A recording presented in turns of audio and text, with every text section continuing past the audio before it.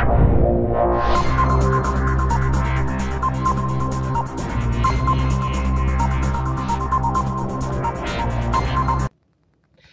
it's Joe Amoia, founder and creator of the GPSforlove.com.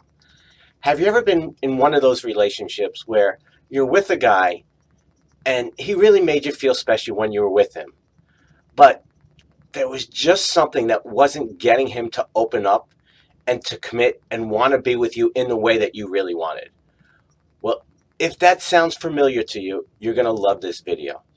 I recently received a comment on one of my blogs, and it was such an important comment because I hear a similar story all the time that I actually want to create a separate blog on it. So see, I do read this stuff, and if it's something that really resonates with the rest of the community, I'm going to turn it into another blog as well. So it's really important that if you've got something going on, make sure you post it in the comment section below. So here it goes.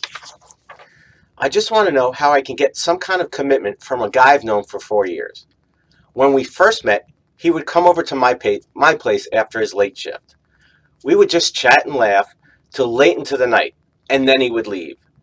And after a year, it happened. Now, I'm going to assume that it happened means one of two things. Either it happened where it started being intimate, started having sex, or it happened meaning that it took it from that friends level to the relationship level. Then she goes on to say, he sees me as and when he can, and he says he can't be exclusive with anybody, yet he always makes me feel loved. I want more out of this relationship, and I have dropped him a few times.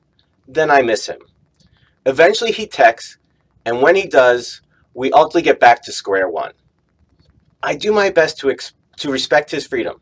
We both have busy lives, but I feel I am a booty call and a friends with benefit. In my heart, he is the one. I know he is lucky to have me, but I'm sure he's been hurt so bad in the past that he's blocking his feelings. What should I do? Well, as you see, there's a lot here, and I'd love for you to give your advice. See, one of the benefits and one of the reasons I created this community is because it's so easy to see in somebody else, isn't it? It's so easy for you to say, this is what you should do. Why? Because you're not emotionally involved. But yet the person who wrote this is emotionally involved, and you can tell by her feeling. So that's why I'm actually going to break this down, because there are several things going on that are really, really important. And if you've been in this situation or you're in this situation and now, I want you to pay close attention. So the first thing is that after a year, it happened. I hear this all the time. It happened. I once worked with a client who says, she was breaking up with a guy and she was all intent to give him back his stuff. And then it happened and they wound up in bed. Okay? See, here's the thing. Nothing just happens. Nothing just happens without your consent. Nothing just happens without your willingness. So on some level, things happen because you want them to happen. And this is really important, because if what you want isn't in alignment with your long-term goals, you can't let it happen. Okay, if you're with a person and you know he's not the right one, he's not giving you the love, honor, and respect you consistently desire, okay, don't sleep with it again. Don't allow that relationship to get to the next level. Don't allow it to happen. You know what I mean? Okay, so that's really important. Don't let things happen if they're not in alignment with your long-term goal. Okay, so the next thing, and this is really important, ladies, pay attention, because when a guy says he can't be exclusive with anybody, what do? You pay attention. See, the red flags are always there. This is where your big hearts and your desire to love and connect with someone gets you in trouble. A guy is telling you, I can't commit to anybody. Okay, I can't be exclusive. So what he's saying is one of two things. He really can't, because he's just got some stuff there. There's some unconscious hurt, or maybe there's conscious hurt where he's been burned, he's been screwed, and he doesn't want to go down that road. Or the other thing he's saying is that I can't be exclusive with you. Okay? And trust me, how do I know this? Because I've used this line in the past. Way back in my 20s when I was dating someone, it was like, you know what? I just can't, I can't be in a committed relationship. Okay? Where it's not you, it's me. Okay? No, it wasn't. The reality was, the truth was, I didn't want to be with her. Because as soon as 3 months later, I found somebody else, I had no problem committing to her. So when a guy is saying that he can't be exclusive, he's saying one of two things. he can't be exclusive. So believe him, or he can't be exclusive with you. Some of you out there have been in relationships with guys who said they couldn't commit, didn't want to get married, and then they found somebody else, and a year later they were engaged, or they were married, or they were in a committed relationship. So here's the thing, ladies, please, please, please listen to the words a guy says. You all think you're going to change him, and I'm not saying that you can't, but the odds are against you. Isn't it much better to find someone that you don't have to change, who magically gives you the commitment and the exclusivity that you're looking for from the very get-go? And here's another one, okay? I miss him. Eventually he texts, and then we're back to square one, okay? Here's the BS, and I'm going to give you that loving kick in the ass here, okay? You don't get back to square one unless you allow yourself to get back to square one. He could text, and you can just go, delete, or you can block him, okay? Here's the thing, is you want to get back to square one because there's a part of you that hopes, that thinks he's the one, you thinks he's going to change and things are going to magically get better. How's that worked out for you? I want you to look back at all your past relationships, okay? And each one of those where you hoped that it was going to turn around, it was going to get back to where you want, and you're going to have the kind of relationship you really wanted, how many of them turned out into that? Okay, there's a lesson there. Please learn from it. Okay, here's another one. But I feel like I'm a booty call and a friends with benefit. Well, if it looks like a duck and it quacks like a duck, it's a... If it looks like a booty call and it feels like a booty call, then it is a booty call, okay? And again, nobody can get into your booty without your permission, okay? So if you allow this to go on, you can't blame him. You can't. He's showing you from the beginning who he is. You know, my grandmother always used a great expression: a leopard doesn't change its spots. Well, ladies, you know, these are the boys. They're showing you from day one. Can't commit, don't want to commit. And you know, there's another expression: why buy the cow when you get the milk for free? He's getting everything he wants on his terms. Okay, who can blame him? You know, he's not a fool.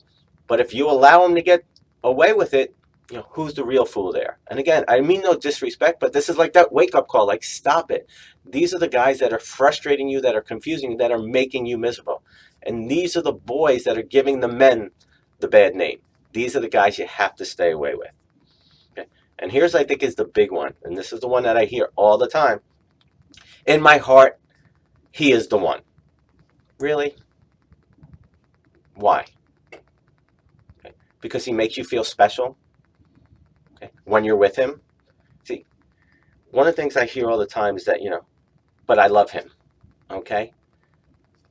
What I always do when I work with my one-on-one clients is we really explore that, because what we ultimately find is that it's not love. Because if it's love, you would feel the way you wanted to feel. What it is when you're with him, he makes you feel important. He makes you feel significant. There's 6 major needs we have. One of them is the need to feel significant, okay, to feel special. Okay, that is totally different than the need to be loved or to experience love. So very often, if you're with a guy, and when you're with him, you feel happy, you feel special, you feel connected, it's that need for significance. It's not love, and I'm sorry, but it's the truth. So you really want to, because if it was love, you wouldn't be writing this stuff. Okay? You wouldn't be here.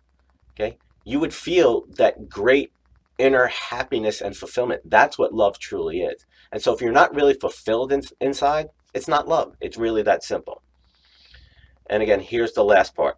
I'm sure he's been hurt so bad in the past that he blocks his feelings. What should I do? Well, again, the red flags are always there. If he's blocking his feelings, how can you have a successful relationship going forward? Okay. Now, this is one of those, the typical square peg in a round hole. Now, if you're in this situation, you can try really hard. Okay, you can try and make this square peg fit in a round hole. You can deny your feelings. You can suppress your feelings. You can be there for him and try and support him and get him to unblock his feelings and to open up. But here's the reality. Okay, he's not going to. Okay, unless he decides that it's a problem for him that he's willing to face, and he does the work, even if you do everything perfectly and he feels good for a couple of weeks, ultimately his stuff is going to come up. So I never tell anybody what to do, because I respect it's your life and it's your journey, and some of us have to learn the hard way. I know I did. When I was in a crappy relationship for 3 years, everyone was telling me to get out, but I had to learn the hard way. But ultimately, I did. So I respect you on your journey. But I'll tell you what I know now, and I'll tell you what I would do in this situation. I'd simply move on. I'd simply say, you know what, this isn't what I'm looking for. I deserve better. I want better. And then I would face those fears which are keeping me from moving on. What is it? Is it fear of being alone? Fear of never finding somebody else? Fear of never being attracted to somebody else? Fear of never finding somebody who's as good in bed? Whatever it may be. And just face those head on, because the only way to get where you really want to go is to face your fears and go through them. So I know I threw a lot at you today, but this is something that's really important. I hear it all the time. So I really want you to go back and watch this again and maybe take some notes and really see where you're at in your journey. What part of this resonated with you? And again, I'd love to hear your feedback. What recommendations do you have for the person who wrote this? Or, where is this going on in your life? So go ahead, put it in the comment section below. I'll see you next time. God bless.